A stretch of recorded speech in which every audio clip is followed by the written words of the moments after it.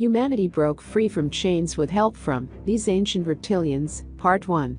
Records depicting reptilian gods are scattered all around the globe, with most cultures worshipping these curious beings in return for the knowledge offered when they descended on Earth.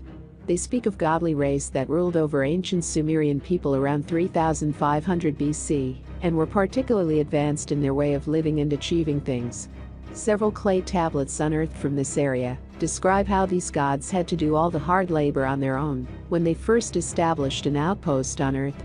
It wasn't long until this extraterrestrial society decided to create lower beings who would work in their stead, so they genetically combined features of their own DNA with that of the ape man, thus creating the first Homo sapiens.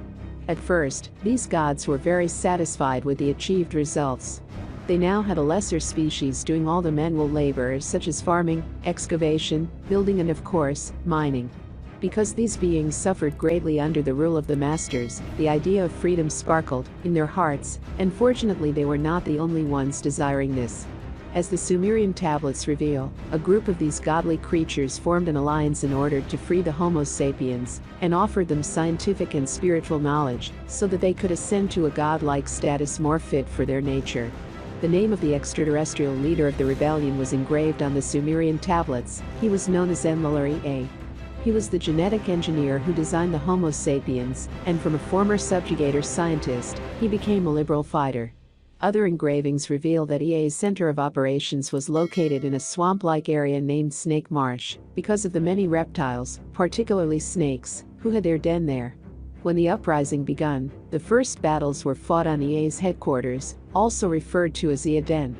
It's interesting to notice that, according to biblical writings, a snake or reptilian seduced Eve, the first female caretaker of the garden, from Adam's grasp, while also offering them knowledge in the previous mentioned Garden of Eden. As a result of his disobedience, the reptilian engineer and his alien followers were sent in exile underground, inside the vast cavernous labyrinth underneath the earth. As a complementary punishment, the overlords forbade the rebellious reptilian from meddling with humans again, and so, their generations will come to know each other, but will also come to hate each other. Along with the burdening punishment, the name of the reptilian was changed from Lucifer, meaning the bringer of light and knowledge, to Satan or adversary.